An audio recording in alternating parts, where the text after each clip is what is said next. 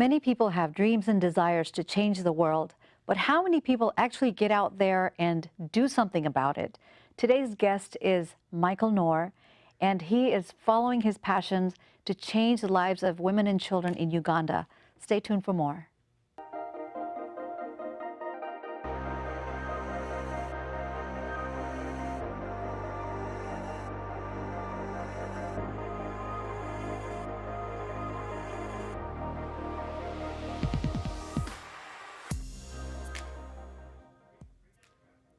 Well, welcome to the show, Michael. I'm so happy that you're here today. Thank you very much. I appreciate you having me here today. Absolutely. It's such a joy because you're doing such wonderful work in the world. How did you get started? And if you can tell us a little bit about what you do. Well, about 15 years ago, I was in Kenya, and I saw a bunch of kids running around, and none of them had anything to play with, really. They would just take wadded up aluminum foil or plastic bags, or they would take a little box with a string on it, and that's all they really had to play with. And so while I was there, I found a small distributor of school supplies, and I went in and I met with the owner, and I said I wanted to buy a bunch of balls. And so while I was there, they had balls, but they didn't have a pump to pump them up. So What kind of balls did they have? Soccer balls and basketballs. But and made up of volleyballs. like Glad bags Actually, and real leather balls. They actually had balls at this particular store. Oh, okay.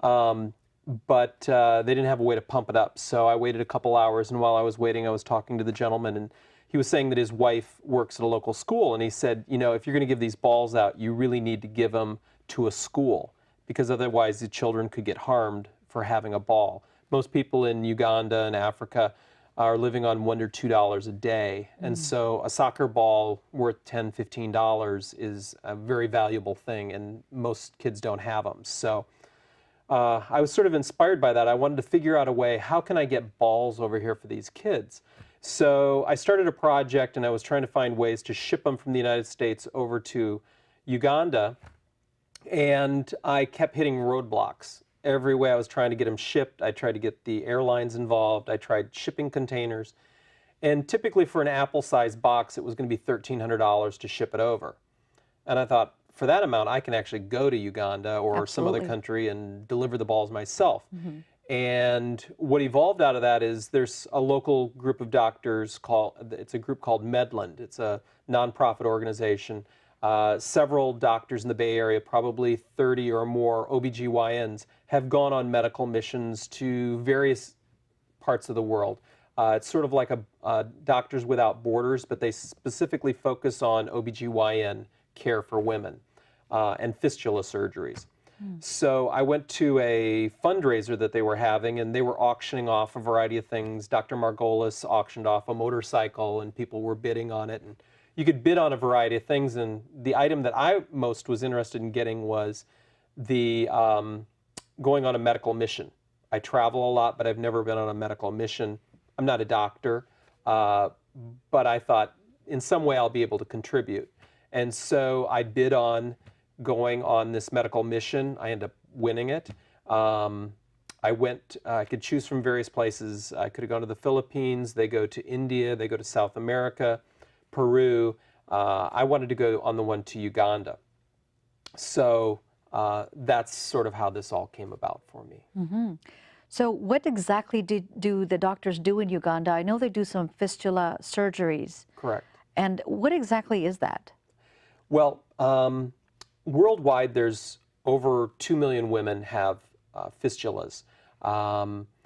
Typically, they're caused by a perforation or a tear in the pelvic wall. And so the women, because of this, can't control their bowels and other things, and it creates a large problem for them and the community that they live with. For instance, in Uganda, a lot of how it comes about is the average age in Uganda is 15 years old. In the United States, the average age is 40. So you basically have a country of children. And these children, a lot of them have seen their parents pass away from AIDS and other diseases, and they're afraid of getting HIV. Some of the boys have sex with the girls that are underage.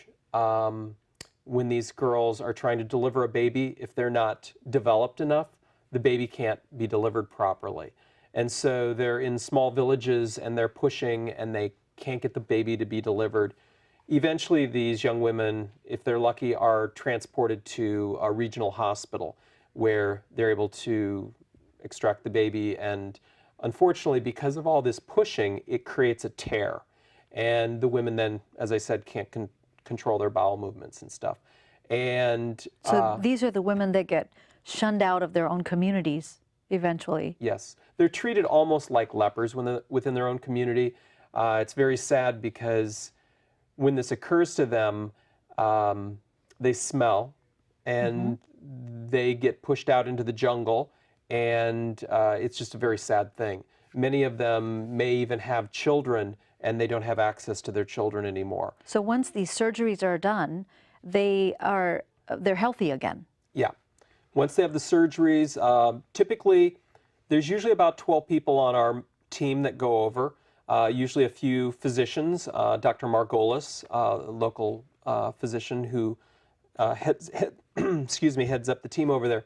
There's also some residents from UCLA that come and join the group, a few people from the East Coast, but it's mainly founded here right in the Bay Area. And what do you take over there? So they do the surgeries, and these doctors get practical experience with something that they probably would not get experience in the United States with, because it's not a condition that women normally go through in the U.S., I would imagine.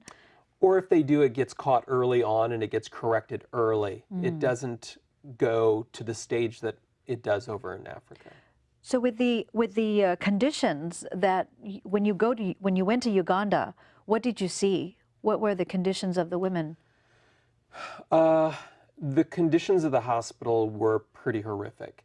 Many years ago, the hospital was built, but unfortunately, there was never any funding to keep the hospital functioning the way that it should.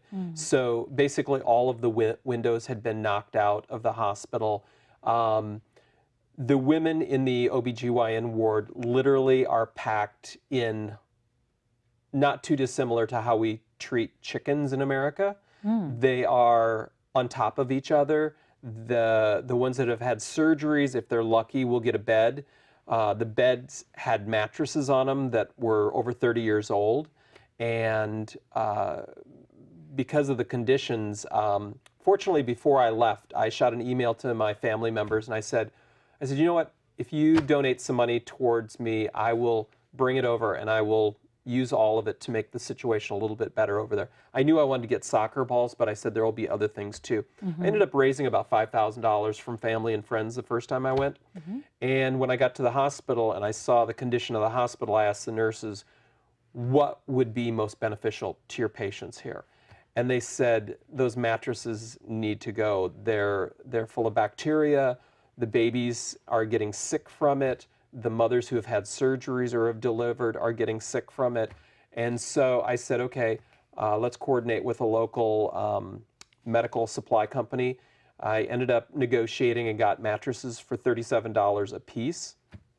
So, the mattresses that were there already, the women did not want to sleep on them. No, in a lot of cases. Because it was so bad. It had so much bacteria on it and all of that. So with your efforts, were you able to get new mattresses there? While I was there, I started on Monday and realized how bad the problem was. I met with the head of the hospital. I said, I have this much money, I'll buy this many mattresses, but they have to be here before I leave or I'm not going to leave any of this money. It needs to go towards the mattresses, and I needed to know that the money was being spent and used wisely. I think it was on Thursday, all the 100 mattresses showed up, and we were able to swap out the other ones. Part of what was sad about when they swapped it out is I asked them if they would incinerate the old mattresses because of the condition that they were in. But being an American, I don't understand how desperate the situation is over there. I think we have some slides that we can take a look at where it shows some of the experiences of what the women have. Maybe we'll bring it up in a little bit, but it's with your being there, you've been able to bring some awareness with the local news. Yeah, This last time that I went last March, when I first met with the director of the hospital, I said to him, could you get the local media involved? Because a lot of families don't even know the condition. They don't even know the word fistula. They just know that their mother or their sister or their daughter or their wife isn't part of the family anymore. Because So of in the every conditions. family, they're experiencing this type of a dilemma. Worldwide, there's probably about 75,000 new cases every year, over 2 million. So total. here's a slide of your being in the media. And is this when you had purchased the mattresses? Yes, this was actually on my second trip, which was last March, and there were still 3 other wards that didn't have any mattresses, and so because of the photographs I was able to show people of the work that I was doing, this is an example of how the women are just completely packed in. And actually, in this picture, this is a good picture. Before, the walls were gray and drab, and basically what I did is I went out and I brought swatches in and I asked the nurses what colors they liked. They went for this fuchsia pink color, and we completely painted the women's area and fixed it up. It was funny because nurses have never painted before. They don't have paint for their own homes. And so they wanted to stop and do the painting, and they actually kind of ignored their patients while they were painting, and they were having a great time doing the painting and And stuff. I think we also have a couple of slides. This is what the bed looked like before. Yeah, this is what one where they took the mattress off and just put plastic down because the condition was so bad. And then we have all these are new mattresses that you purchased. These are the new mattresses that we brought in. And these are part of the UCLA residency. That's actually Dr. Owens. She's an OBGYN in the East Bay. Okay. And the other one is Kim. She's a nurse down at Good Sam Hospital. Oh, wonderful. Wonderful. So all of these mattresses coming in, they must have been very happy. They were must have brought thrilled. I mean, some you joy can't imagine into- 300, 400 mattresses. It's a huge, it filled all the floor area and stuff, so it was great. Right. And also, you also bring these little lanterns, or can you tell us a little bit more about that? So these Lucy are lanterns. These are called Lucy lanterns, and they're by Empowered. It's a U.S. company, and basically, most of the people in Barara, which is the town that we go to, they don't have any electricity in a lot of cases, and especially a lot of the other. This is an example here. 2 years ago, I left a Lucy lantern with this lady. She was at a roadside stand and she was selling fruit and vegetables, but at night when it got dark, she would have to go in and shut down. Well, when I gave her this lantern, now her grandchild can study at night, because prior to this, it gets dark and you don't see anything. Or they have to burn the trees in the area, and then the kids end up getting asthma and other lung problems because they're breathing in all the fumes from that. This lady owns a little store, and now she's able to sell her products at night. That's wonderful. And these ladies pass it on to other community members as well? Yeah, they'll share it with the other women so that all of them get a share at it once a month. Their and they faces rotate are so beautiful. Yeah. They're just delightful. Look at their smiles. Yep. And they have a really good quality of light, and it really helps them out a lot. This family here actually was very sad. It was in a rural area, and when we pulled up, these children, what they have to do, they don't get to go to school. They crush rock outside all day long, and then a truck will come by once a month and collect the stones that they've been breaking up, and then they use that for road construction. And so I gave them a Lucy lantern for them to have lighting. I also left some balls for the children. So this is, Mike, you're doing this all on your own. It's just kind of like your own passion. There's just so much need over there. Everywhere I turn, I will find something that I can try and help out with. You're very inspiring because so many people, they want to get out in the world and they want to make changes. They want to make a contribution in such ways that, you know, most people looking at it, 9-to-5 jobs, maybe stuck in a corporate setting and wanting to find some outlet, like making a bigger contribution than what they're used to on a day-to-day basis. What would you say to somebody like that? Well, I am that person. I have a job. I work hours just like everybody else here in the Bay Area. Um, but I'm very fortunate. The company that I'm currently working with, I had been considering trying to get into a nonprofit situation. And when I came on board, I said, I really want to spend 1 week a year over in Uganda or some other place with Medland.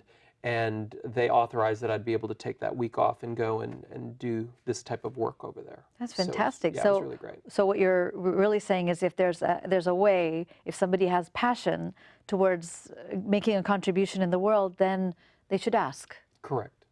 Just make a request. Yes. All right. And you have a shoe there. I was wondering about that. Can you tell us a little bit more about that? So I came across this shoe, and it's really great because most children in Africa don't even have a pair of shoes. You'll see where they'll take an old tire and cut the tire up and put a piece of string through it, and that's their shoe, or they're just barefoot in many cases.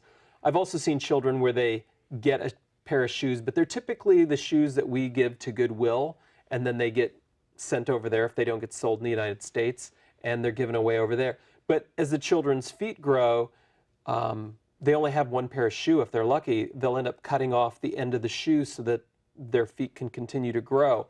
And this is a new concept. It's by a company called The Shoe That Grows. And what it does is the children, as their feet get larger, they can just pop these out and add on up to 4 different shoe sizes larger for themselves. Wow. So it's a really great product. Wonderful. Let's talk about sustainability and keeping the planet in a way that we can all use our resources in the best way possible. This is lovely. And what else can you share with us about Uganda? Uganda is an incredibly beautiful country. It's considered the pearl or the garden of Africa. It's the source of the Nile. It is incredibly rich in resources. Unfortunately, the people are incredibly poor there. The first day that I was there, I was in where they were doing surgeries and deliveries of babies. And I remember turning around and there was a baby warmer and there were 3 babies in there. And I turned to one of the nurses and I said, "These babies aren't tagged. How do you know whose goes to which mother?" And they said, "Mike, 2 of the babies are dead." And so they knew which baby went to the right mother. At that same day, a woman was having a difficult time with her delivery. She'd had a couple children prior to this, and due to the complications that they were having, there, instead of doing a lateral cut to do a cesarean section to take the baby out, they actually cut up towards the sternum, and which was unusual for me to see. But I was by this woman's head, and she was blocked. She couldn't see the surgery. They didn't have anesthesia for her, and I could see she was in a lot of pain. They got the baby out. The baby had crashed. The uterus was perforated, and one of the head surgeons came in and said, "Who's counting swabs?" And I didn't know that needed to be done even. So I'm looking at her, she's looking at me, I'm trying to remain calm, and I'm watching them literally lift her intestines out to look to see if there were any swabs, putting them back in. I'm still looking at her going, everything's okay, but in my mind, I'm like, she's not gonna make it. So much blood loss. The next day, I went into the maternity ward, and she was there, and she was alive, and she was with her husband. And typically what happens for these women is once they have a hysterectomy and things like that, oftentimes the husband leaves them because they want to have more children. And so I wanted this husband to know what she'd gone through. And so I walked up to the bedside and I looked at her, and I didn't speak the language, and I just looked at him, and then I said, "You're so strong." And she knew what I meant, and she smiled and he smiled.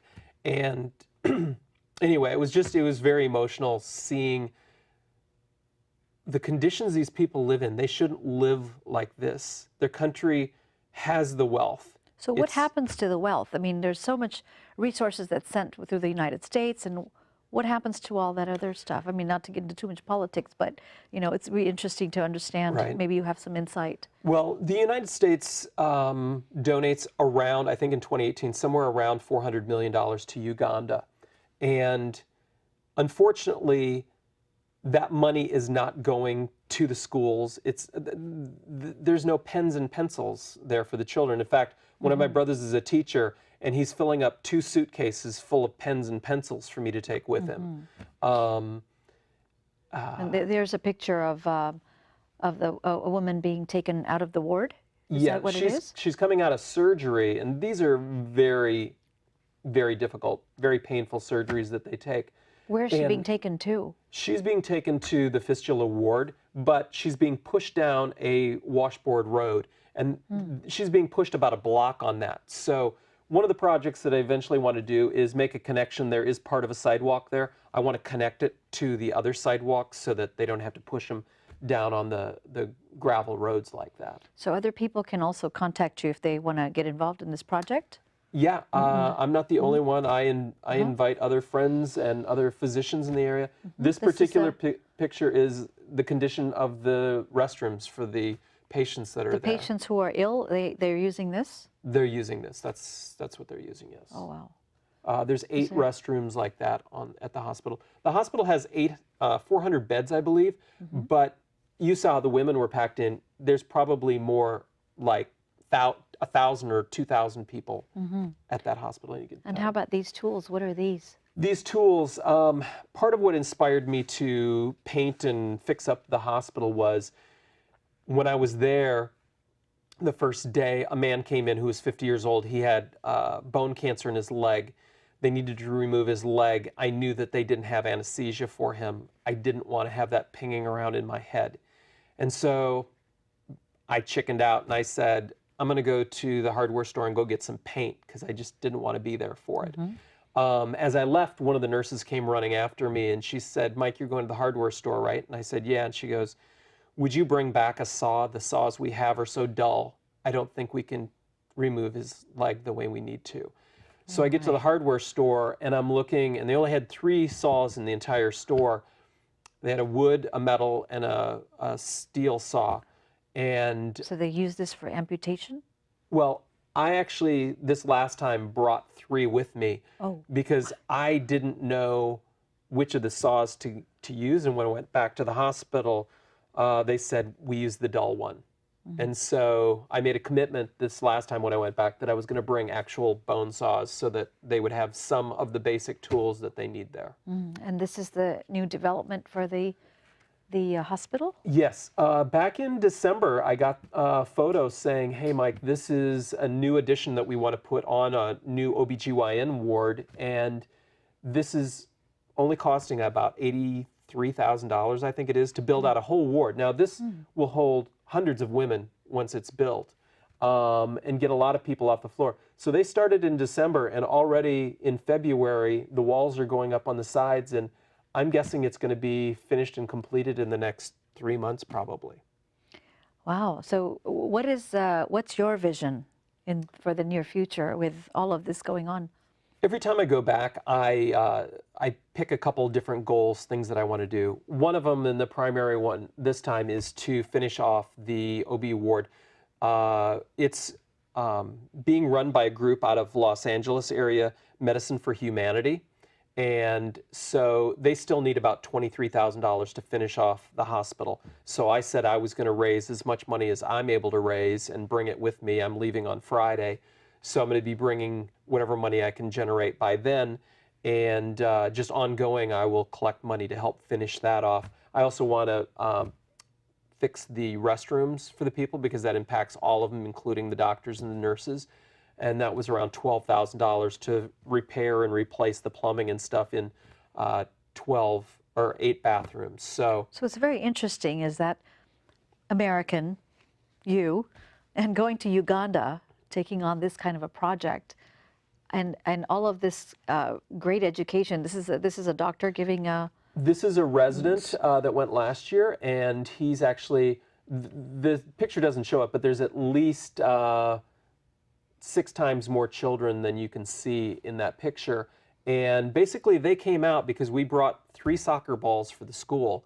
And most of the schools don't have any soccer balls at all, any playground equipment. So the fact that they take everybody out of class, this is a great picture here, just you can see, I mean, it's sheer joy when you bring a few balls into the school because kids have never had them. And a lot of them are 12, 13, 14 years old. I also bring a lot of the residents and the doctors and nurses with me to deliver the balls because I think it's a good break for the doctors. Being in those kind of surgery situations for an entire week is very stressful, and coming and seeing the joy that they're bringing the children is a good mental relief for them. Also, when we go to the schools, we discuss how fistulas occur and try to educate the boys and the girls on why it's best to wait until the girls are at least old enough to deliver a baby properly before they consider having sex. So do you see an impact with your all the education around sex and fistulas and all of that for the community? Do you see a change in the young ones? Well, if the average age is 15, you know, younger than that. Correct. I think part of where I had the biggest impact last time was there were about 7 TV stations and about 5 radio stations that showed up, and newspapers and that showed up. And one of the young reporters, I remember hearing him ask the head of the hospital, he said, "Why is it that an American comes over here and has to buy us these things and paint and fix our hospitals up? We're a rich country. We should be able to do this on our own." Great and question. so, yeah, so I was very excited to hear him pose that question to the head of the hospital. And the head of the hospital was very upfront. He just said, "This is our budget each year." He explained, "This is what we're able to do with it, and we're barely able to get by with the budget we currently have." But the young man was very right in saying, "No, we're a rich country. We sell our resources to Europe, to China, to America, to other countries. Why is none of that?" Obviously, it's not trickling down in their case. Well, this has been wonderful. I'm so happy that you were able to come on the show and share yourself and your story and inspiring so many people to help us understand what it takes to just get out of our own way sometimes and do something. And I guess the message for some people would be that if you think that you cannot make a bigger contribution, you can start by doing these small things, would you say? Just start small and it just kind of steamrolls. And I enjoy getting other people enrolled in the process, and other people enjoy contributing. Well, thank you so much, Mike, bet. for being on the show. You bet. We Thank you. appreciate that. Absolutely.